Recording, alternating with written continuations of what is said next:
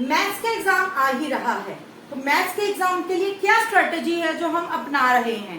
Time कम है, तैयारी करनी है, तो उस कम टाइम के लिए मैं आपके सामने कुछ ऐसी स्ट्रेटेजी लेके आई हूँ जिसे फॉलो करके आप अपनी तैयारी पूरी कर सकते हो। तैयारी पूरी करने के लिए घबराना बिल्कुल नहीं है। तैयारी करने बैठे हो तो करके रहोगे, घबरा के क्या मिलेगा। सो उसी स्ट्रेटेजी को हमने कैसे फॉलो करना और कैसे अपने एग्जाम की तैयारी को पूरा करना है, आइए देखिए।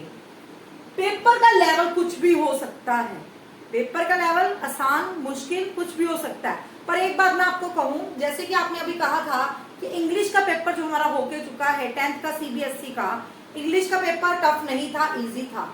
उसके साइमल्टेनियस सिमिलर उन्होंने क्या किया, अगर एक लैंग्वेज इजी की, इंग्लिश इजी की, हिंदी का पेपर टफ आया था, और हमारी प्रेडिक्शन भी यही रही थी कि हिंदी का पेपर टफ आएगा, और हिंदी वाकई टफ आया था जो बच्चों ने बताया है। उसी तरह मैथ्स का पेपर हम किसके साथ मैच करते हैं, साइंस में भी कैलकुलेशंस होती है, मैथ्स में भी।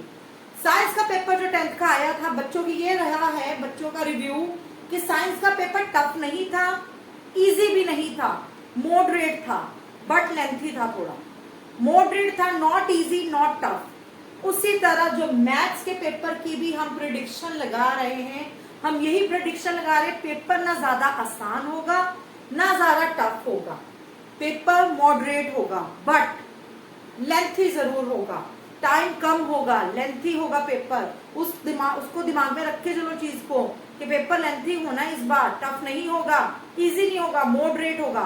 वो तो वैसे ही हमें लग जाता टफ है, बट ठीक आएगा पेपर, लेंथी जरूर होगा। क्यों? क्योंकि कैलकुलेशंस बहुत होती हैं, 3 घंटे में कैलकुलेशंस कर पाना मुश्किल होती है, और गलती किसकी होती है, हमारी। क्यों? कुछ ऐसा सम होता है जिसको हम बड़े आराम से सजा सजा के सॉल्व करते हैं, इतना टाइम नहीं है, आता है आंसर, फॉर्मूला आता है, सॉल्व कीजिए। नहीं सॉल्व हो पा रहा है, छोड़ दीजिए, जितना किया उतना छोड़ के आगे चलिए। वही कुछ टॉपिक्स को अब हम डिस्कस करेंगे कि आपको अपना पेपर कैसे अटेम्प्ट करना है और उसकी तैयारी पहले से कैसे करनी है। तो चलिए आइए देखिए, लेवल ऑफ पेपर तो मैंने आपके साथ डिस्कस कर लिया कि पेपर का जो मैथ्स का लेवल है वो इजी नहीं होगा, ना टफ होगा, मॉडरेट होगा और लेंथी होगा।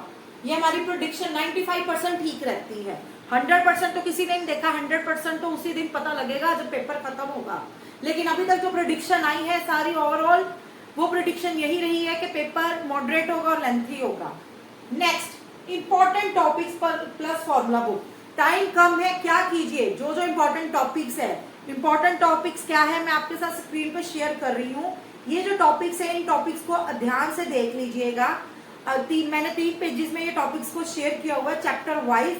इन्हीं टॉपिक्स को आपने फॉलो अप करना है, इन टॉपिक्स को आपने अच्छे से दिमाग में डालना है कि ये टॉपिक्स मैंने लर्न करने हैं, और इन्हीं टॉपिक्स के मेन क्वेश्चंस या सैंपल पेपर में जो इन टॉपिक्स के क्वेश्चंस आपको दिए गए हैं, मेंशन किए गए हैं, इन्हें सॉल्व करना शुरू कर दीजिए।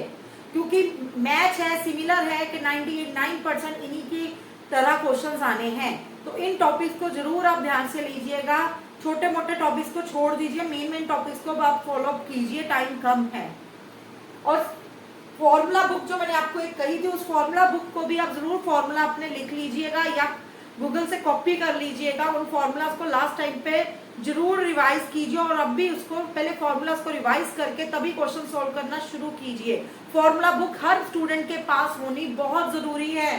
फॉर्मूलाज होंगे तभी हम समझ पाएंगे किस टॉपिक में अगर कोई क्वेश्चन आ जाए तो उस पर कौन सा फॉर्मूला लगाना है।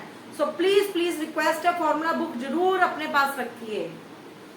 थर्ड, जो क्वेश्चंस आप नहीं सॉल्व कर पाओगे एग्जाम में, सपोज कोई क्वेश्चन आ जाता है, ट्रिग्नोमेट्री का ही आ जाता है, शुरू किया, फॉर्मूला लगा दिया, फॉर्मूला तो एटलीस्ट आप लगाओगे कि ये फॉर्मूला है, और जो उसमें दिए हुए हैं डिजिट्स उनको भी लिखोगे, वैल्यूज को। नहीं आता छोड़ दो, लेके मत बैठे रहो, टाइम बहुत कम है। ये नहीं कि एक सम 3 नंबर का लेके बैठे रहो, नहीं आता स्पेस छोड़ो, अगले पे चल पड़ो। ये गलती कभी मत करना कि लेके बैठे रहो। ये कोई क्लास टेस्ट नहीं है, ये एग्जाम है, एग्जाम हॉल है, टाइम की बहुत पाबंदी है। नेक्स्ट, कौन सा सेक्शन स्टार्ट करना है। आगे तो क्या होता था, जो हमारे रिटन एग्जाम्स होते थे लाइक इंग्लिश, साइंस, सोशल, उसमें हम कहते थे कि अब सिमेट्री में अपना सेक्शन करो तो बेटर है, section A, section B, C and D and all. But maths में ऐसी कोई पाबंदी नहीं है, कोई कंपल्शन नहीं है। मैथ्स में आप क्या कर सकते हैं, आपने पेपर देख लिया, आपको टाइम मिला देखने का, जो आपका दिमाग करता है वही कीजिए। सेक्शन सी पहले करना है, सेक्शन सी लिख के सॉल्व कीजिए।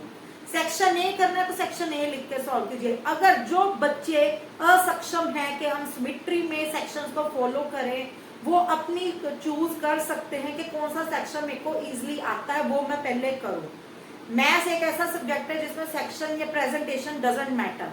मैटर क्या करता है, आंसर ठीक, फॉर्मूला लिखो, क्वेश्चन किया हो, बस।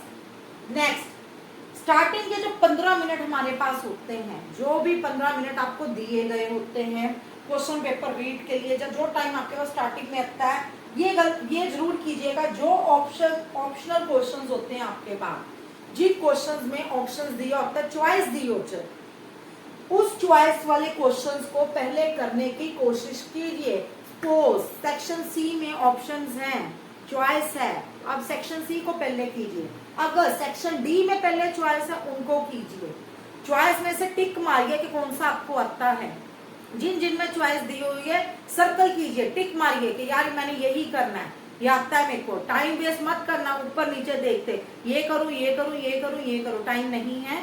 जो आता है टिक कीजिए, सॉल्व कर लेना। नेक्स्ट, मेन कीवर्ड्स को अंडरलाइन कीजिए।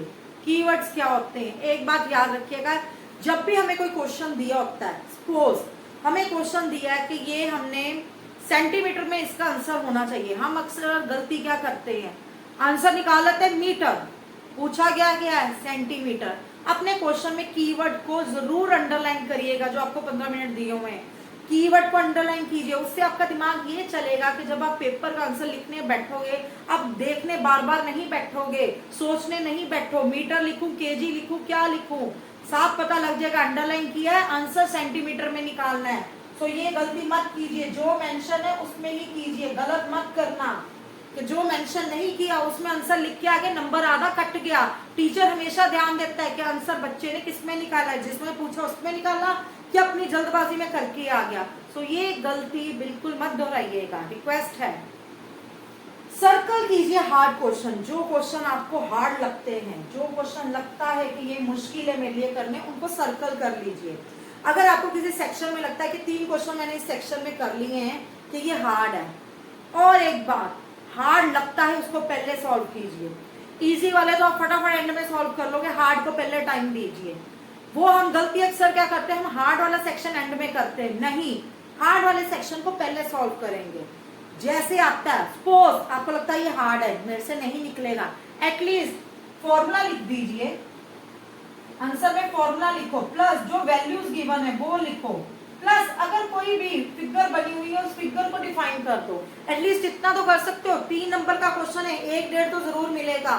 टीचर से कभी भी नहीं चाहता कि नंबर कुछ ना दूं, हाँ लिखा होगा उसका नंबर जरूर मिलेगा। अगर लिखा ही कुछ नहीं है, क्वेश्चन 3 लिख के खाली छोड़ दिया, क्वेश्चन 4 कर लिया, तो नंबर नहीं मिलेगा। टीचर को भी कुछ लिखा हुआ चाहिए ताकि वो नंबर दे पाए बच्चे को।